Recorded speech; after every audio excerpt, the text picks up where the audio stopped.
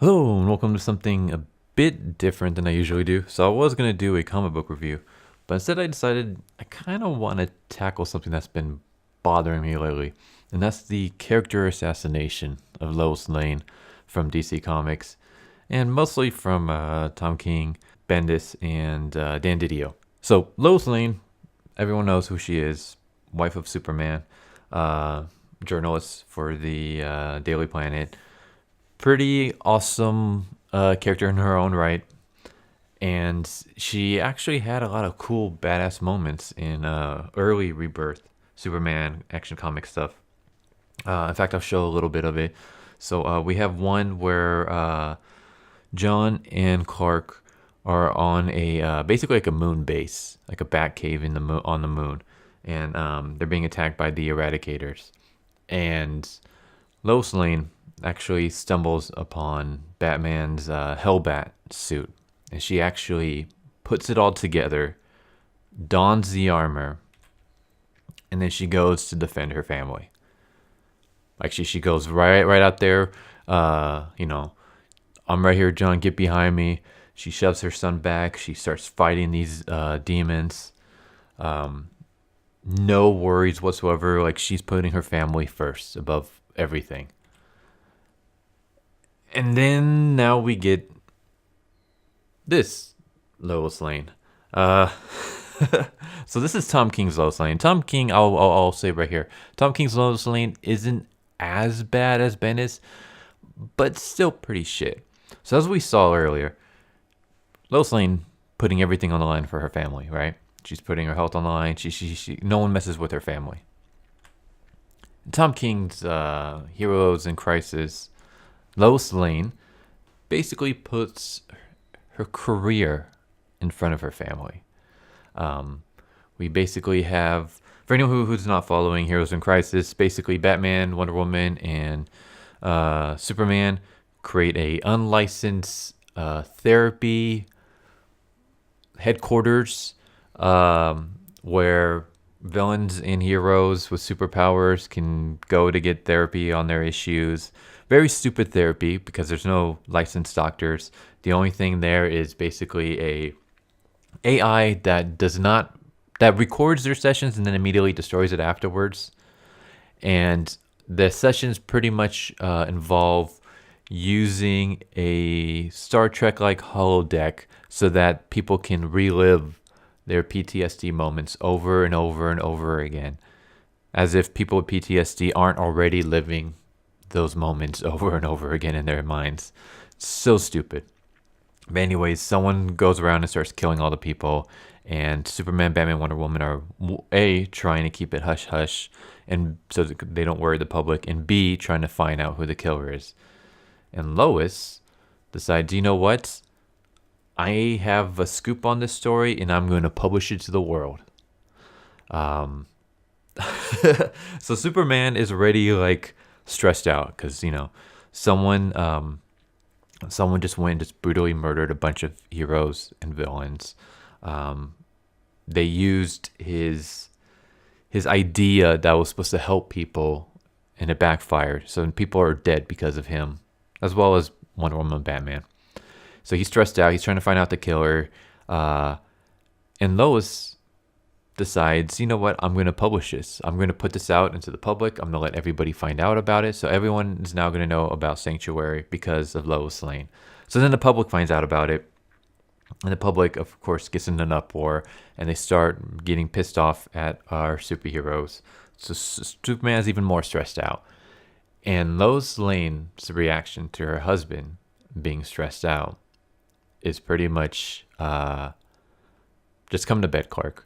Like, you guys have a lot of power. They know that. You guys have a lot of problems. Now they know that. Yeah, they know that now because of you. They're supposed to be scared. Clark is late. Soon somewhere there's going to be a train crashing into an asteroid or something. Come hold me until you have to go. So basically her husband is stressed out because of a situation she did, because she wanted to tell this stupid story. And her reaction is, you know what? You guys have a lot of problems. Clark, you're going to disappear to go save someone, at some point. Why don't you just come over here and hold me for a while until then? Like, she kind of turns the situation to make it about her, and that really bugs the shit out of me. Um, but that's kind of like as far as Tom King's destruction of the character goes. Here we got Bendis. So here we have Bendis writing Lois Lane, having a conversation with her dad. Her dad, who absolutely despises Superman, and without having any inputs or any notification from Superman, without letting him know, without asking for his permission, she goes and she reveals Superman's identity as Clark Kent to her father, a man who absolutely despises Superman. So she tells a man who hates Superman that Clark Kent is Superman. She basically reveals his secret identity. For what? I don't know, but it is just such a stupid scene. I don't know. It just comes across as though it's just wanting to one up her dad. Like, hey, you know that guy you really hate? Well, guess what? He's my husband, and he's the father of your grandchild. That's pretty much all it comes across as.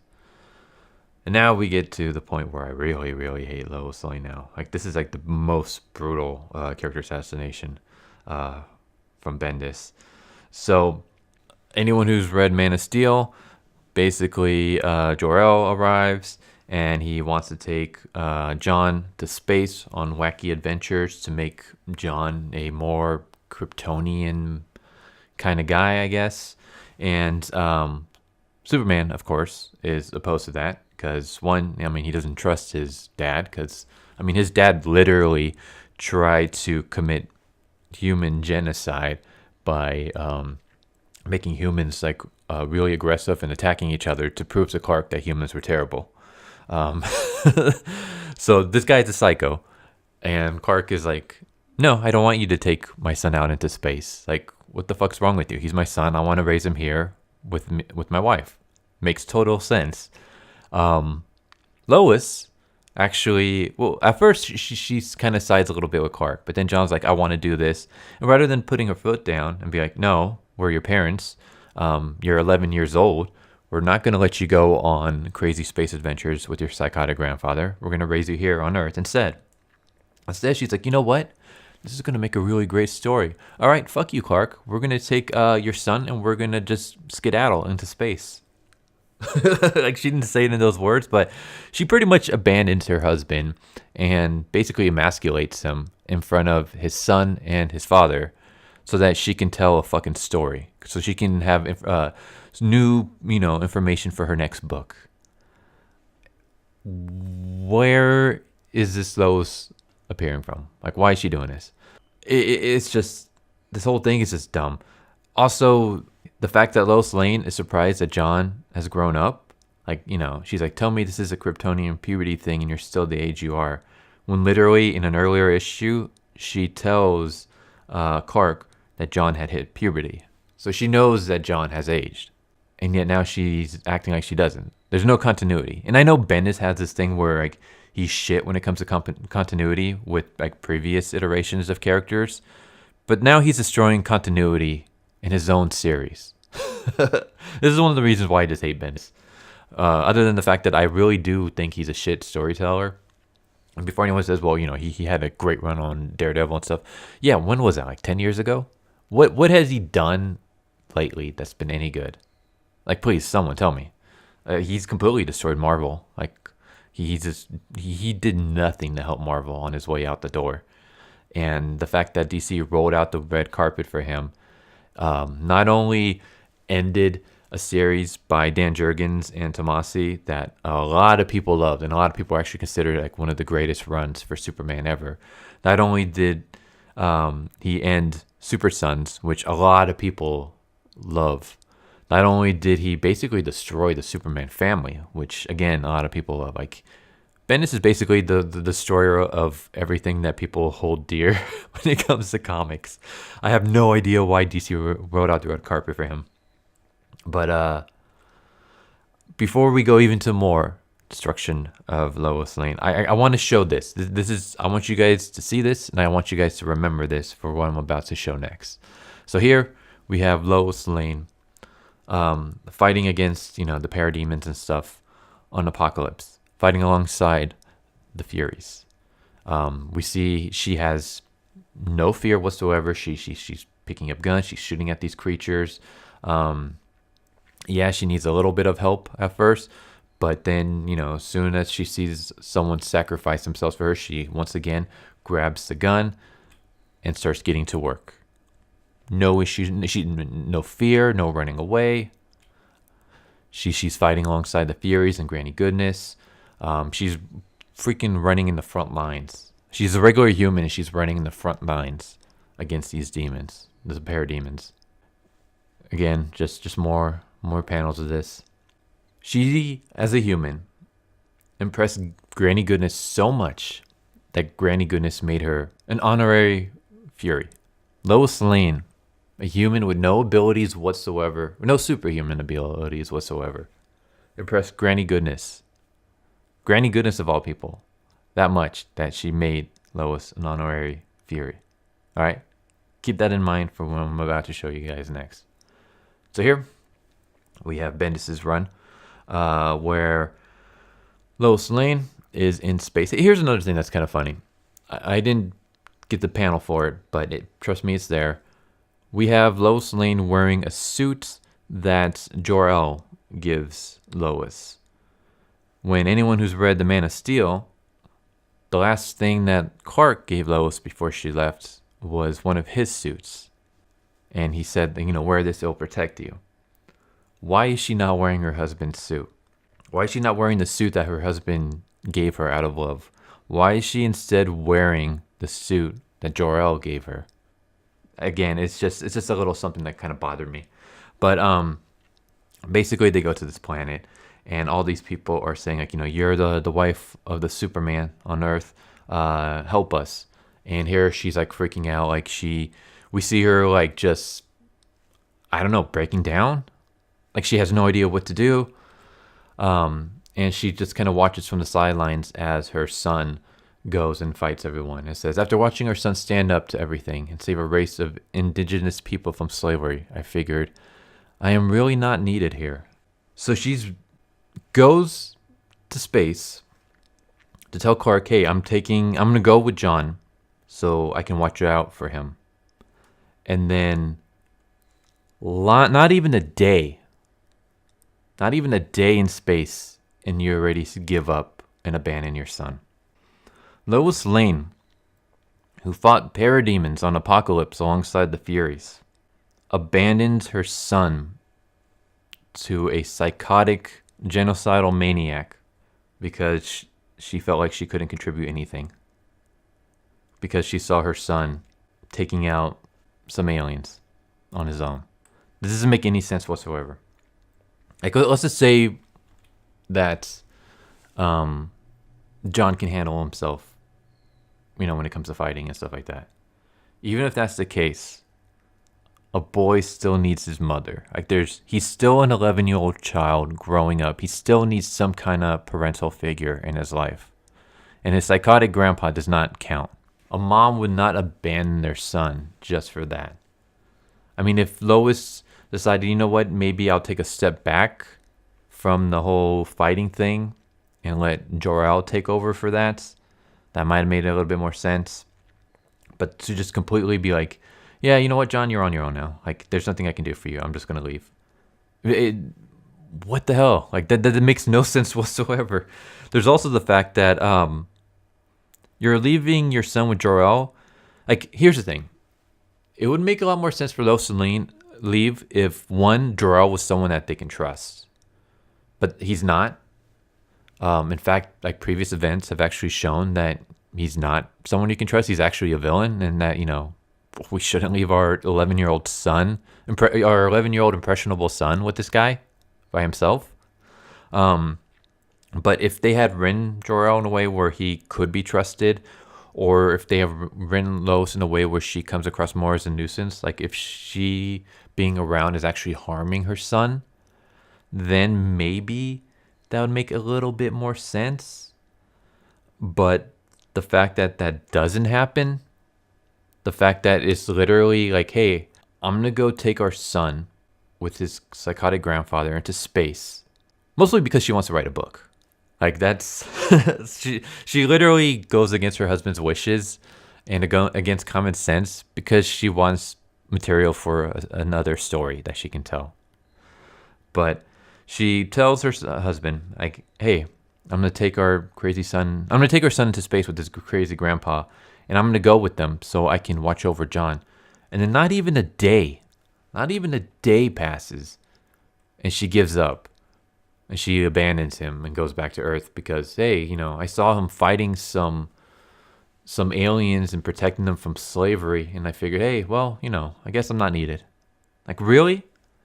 Like, is your ego that much that seeing your son do one thing, just one thing, without your help, is enough to say, you know what, he doesn't need me in his life? Like, come on, man, what the fuck's wrong with you? Like, this isn't Lois Lane. I mean, I'm gonna go back. We have Lois Lane literally fighting in the front lines against parademons. We have Lois Lane assembling the Hellbat armor and putting it on so she can fight alongside her son and protect her family. And now we see her getting overwhelmed just because people are asking her for help.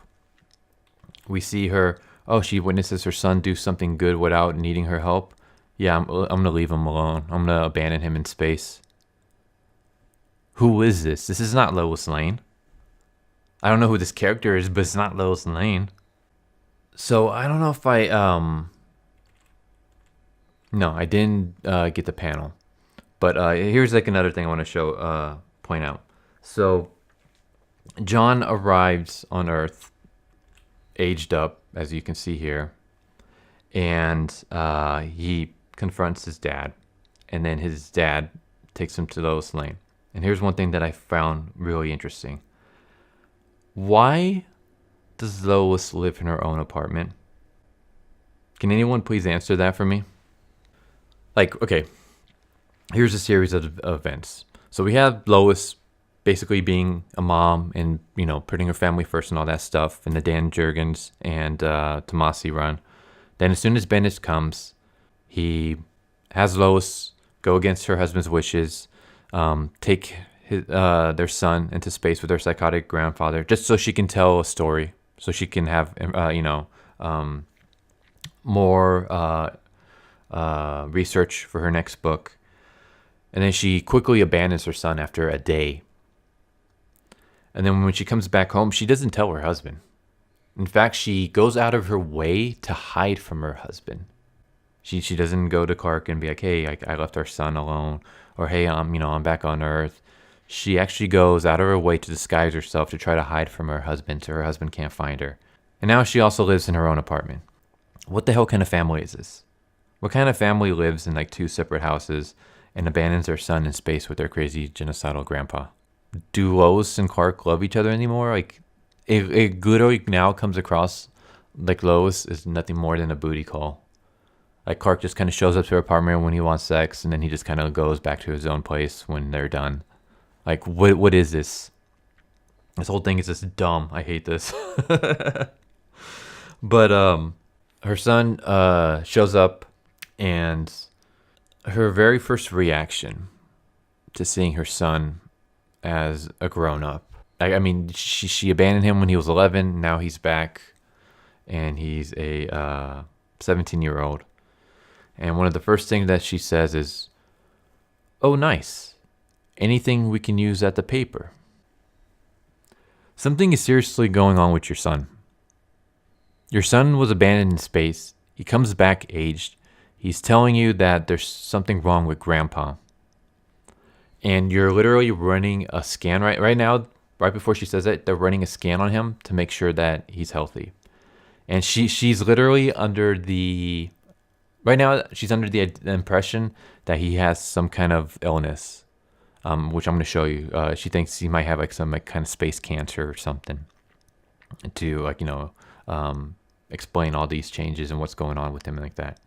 So something is seriously wrong with your son, or something has seriously your son has gone into serious changes, and your very first reaction is, anything I can use at the paper? Really? Your son just comes from space after you abandon him, aged 7 years. Something might be wrong with him health wise. And your very first reaction is, hey, I wonder if I can use any of this in the newspaper. Like, fuck you, Lois. That's not how a mom would react. What the hell's going on here?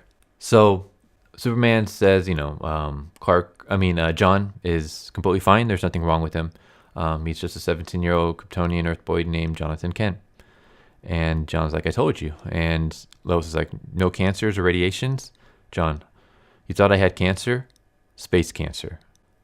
So you thought your son had space cancer? And the very first thing that you ask is not, hey, is he okay? Hey, is there anything wrong with him? Hey, if he does have this, is there any treatments? No, your very first reaction is, oh, nice. Anything we can use at the paper? Really? And also, is this supposed to be funny?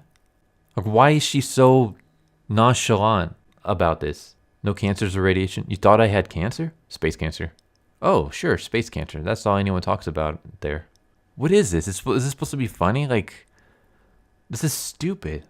But yeah, that's the character assassination of Lois Lane. And it's just going to keep going. As long as Bendis and Tom King are working on these characters, it's just going to keep getting worse. I really hope that DC drops Bendis from their Superman runs. You know what? Get rid of Bendis altogether. But if you're going to have him on board, let him do his little side projects that he's doing right now. I mean, you have him on like 10 different issues. Don't give him any like A-list superheroes. Don't even give him any B-list superheroes.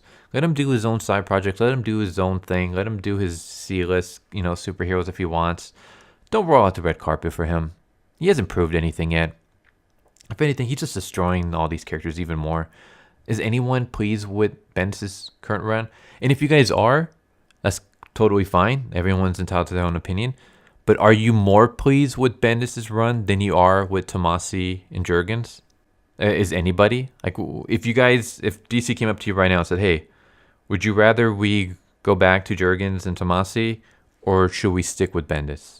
What would you guys want? I know what I want. But it's unbelievable. And I mean, we still have more Heroes in Crisis, so we can still see how Tom King is going to destroy her even more. We still have a lot more Superman and Action Comics from Bendis, so we're just going to see this family get even more destroyed. I feel sorry for any Superman fans out there, for any fans of John, for any fans of Lois Lane, for any fans of these characters. Like, I feel for you guys. I mean, I'm not completely similar, but I'm a huge Jason Todd fan, and I love the Red Hood and the Outlaws Rebirth run, and it's just gone downhill lately. Like, they basically taken everything that I loved about the series and destroyed it. So I can feel for you guys when it comes to Superman and Action Comics, but it's really unbelievable how they took this awesome, badass mom who puts her life on the line to protect her family, and then they changed her into a person who puts her job first. Like, she literally puts her job and her work at the Daily Planet and her publications before her family. It's really mind-boggling. And I really think all this has to do with Dan Didio. Because the more I read about Dan Didio, the more like he just seems to want to destroy everything that fans love. He hates his superheroes being in relationships. He's gone out and said this. He's been trying to kill Dick Grayson and Wally West for the longest time. He succeeded in Wally, except, if you read the last Heroes in Crisis, it looks like Wally might be alive. Only now he's a murderer. But Dan Didio needs to go. I really don't understand this whole, like, superheroes can't have family thing. It really does seem like Dan Didio wants to just destroy everything that makes heroes happy and hopeful, and just drag them down into the grim, dark, melodramatic, like Batman style, and just kind of take Rebirth and destroy it and bring back the New 52. That's how it feels. Like, I feel like that's the direction that DC is going right now, and it's really sad because Rebirth was amazing. Rebirth actually brought me back into comics. I was into comics as a kid, and then I left it and started reading manga and stuff. And 2 decades later, I'm back because of Rebirth. And now it's gotten to the point where, like, other than, a small handful of comics that I enjoy that you see me review all the time, it's really hard to find something that I like, just because Marvel has gone the SJW route and DC is just kind of destroying everything that fans loved about Rebirth. So you just got the two big companies are just just destroying everything that we love, and it's really sad. But yeah, that's the character assassination of Lois Lane. It's gonna keep going as long as Bendis, Tom King, and Didio are around. Tell me what you guys think. Do you guys agree with me? Do you guys disagree with me?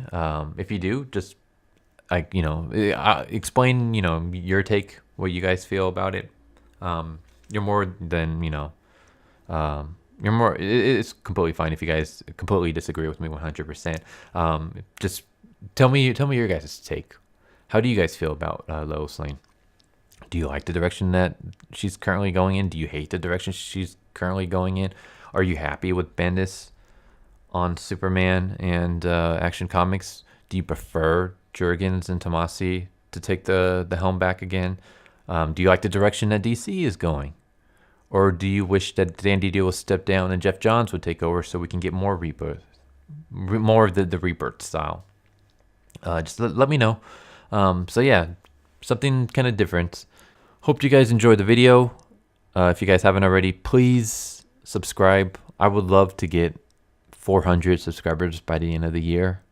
This channel is like really slowly growing, and I think just part of it is, I don't know. I don't want to, like, how should I say this? I feel like the channel is too optimistic at times. Like I rarely go into like rants and roasts and stuff like that, and I feel like people kind of like that more. But I'm trying to look at the more like optimistic side of comics, but I'm not naive about that. I trust me, I'm well aware of Comicsgate. I follow a lot of people like Umbrella Guy, Yellow Flash, Just Some Guy, of course, your boy Zach, Professor Geek, all those awesome YouTubers.